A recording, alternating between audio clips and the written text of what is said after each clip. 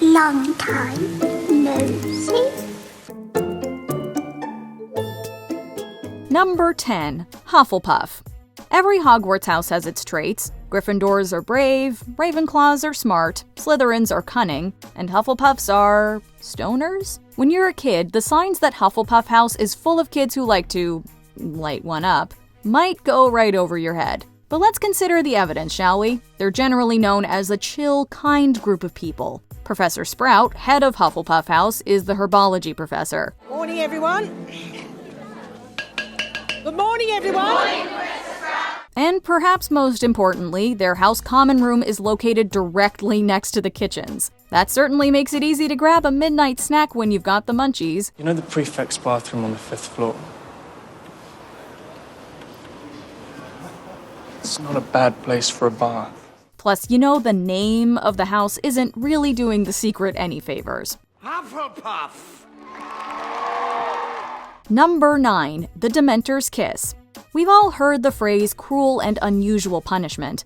It was a Dementor, one of the guards of Azkaban. It's gone now. While it's certainly possible to argue that some of the forms of discipline used in the United States fit this description, they're at the very least controversial and, at most, prohibited. It seems, however, that the wizarding world does not hold itself to the same standards. The Dementors affect you most of all because there are true horrors in your past, horrors your classmates can scarcely imagine.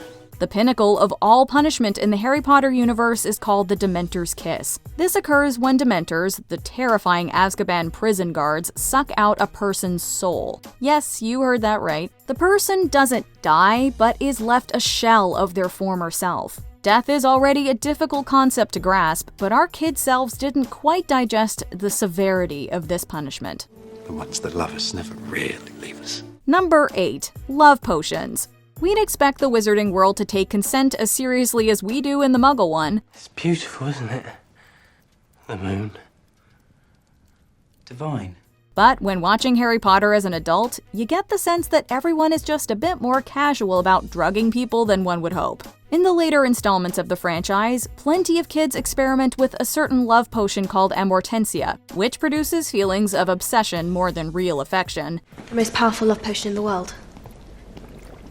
It's rumoured to smell differently to each person according to what attracts them. At one point, Ron accidentally takes an elixir meant for Harry, causing him to act a fool. Fred and George even sell love potions in their joke shop. It's all just a bit too casual and accepted for our liking. Don't worry, Ron. I'm here. I'm here. Number 7. Body shaming. Look, we all know how vile the Dursleys are. Make a wish, Harry. Petunia, Vernon, and their son Dudley all treat Harry like vermin, and it's perfectly reasonable to hate them. But as we grow older, there's one glaring issue with the portrayal of the Dursley family that we keep returning to. I'll be waiting to open the door. The books and movies seem perfectly content to fat-shame Dudley and Vernon to no end. In the first movie, Hagrid literally gives Dudley, a child at that point, a pig's tail to make a point. There are plenty of actually shameful things that the Dursleys do. Yet the franchise keeps coming back to this. Is that my daughters? Is that my little nephew? Give me this. Come on. Number 6. The time-turner problem. Harry Potter and the Prisoner of Azkaban introduces one of the coolest inventions of the wizarding world, but also one of the most problematic. Mysterious thing, time. Powerful, and when meddled with, dangerous. Throughout her 3rd year, Hermione uses the time-turner to go back in time to attend as many classes as she wants. This is a time-turner, Harry. McGonagall gave it to me first term. This is how I've been getting to my lessons all year. She and Harry also use the time-turner to save Sirius Black from the Dementor's Kiss. The issue with introducing time travel into your story is that it readily becomes a device that can solve most of the character's problems, but it's so rarely used as cleverly as it could be. Think of all the times they could have avoided extra trouble if they'd simply gone back in time to do it over. If we succeed, more than one innocent life could be spared. Number 5. Teacher background checks. As much as we love Remus Lupin, we can understand why parents would be worried about having a werewolf teach their kids. This time tomorrow, the owls will start arriving, and parents will not want a But that's not really the point of this entry. Dumbledore knew that Professor Lupin was a werewolf and did take precautions to keep everyone, Lupin included, safe. The real questions come about in regard to all the other staff. Professor Quirrell had the literal Dark Lord at the back of his head. Harry Potter, we meet again. Professor Lockhart lied about everything a person could possibly lie about. Professor Moody was actually a Death Eater in disguise.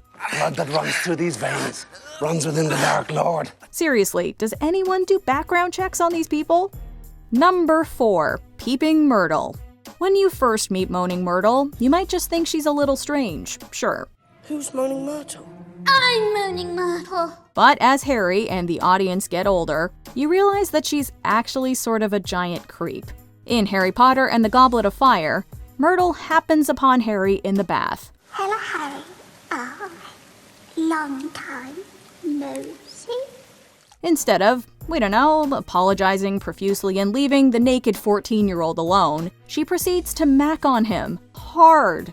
Even though Harry is very visibly uncomfortable, she does not let up. It's a scene that gets harder to watch the older we get. Almost all the bubbles were gone. Number 3. Dumbledore kinda sucks. Professor Albus Dumbledore is one of the cornerstones of the Harry Potter series. It's my fault. No, the fault is mine. When we meet him as a kid, we're taken in by his power and his grandfatherly charm. However, as we grow up, it becomes more and more clear that Dumbledore was sort of the worst. Why didn't you tell me? For the same reason you tried to save Sirius. For the same reason your friend saved you. There are so many things that Dumbledore could have, and probably should have told Harry that would have made his life a heck of a lot easier. Look at me! From letting Harry know about Snape, to the fact that he himself was a Horcrux, to a whole host of other useful bits of information. You were the Horcrux he never meant to make, Harry. Things could have gone so much smoother. Number 2. Why is the school still open? Let's recap, shall we? Poor, stuttering Professor Quirrell. First year, an 11-year-old student gets into a battle with a Dark Lord-possessed teacher and literally kills him. Second year, a giant snake starts trying to murder students. Third year, an alleged mass murderer breaks onto campus. Fourth year, a student dies in a school-sanctioned tournament. Fifth year, a government-sanctioned teacher tortures students in detention. Sixth year, the headmaster is murdered by a professor. Avada Kedavra. Seventh year, there is a literal war at Hogwarts. How is Hogwarts the safest place to be? How is the school even still open? And where are the school inspections when you need them? I knew it wouldn't be safe to open the chamber again while I was still at school, so I decided to leave behind a diary. The world may never know. Number 1. Everyone is chill with the enslavement of house elves.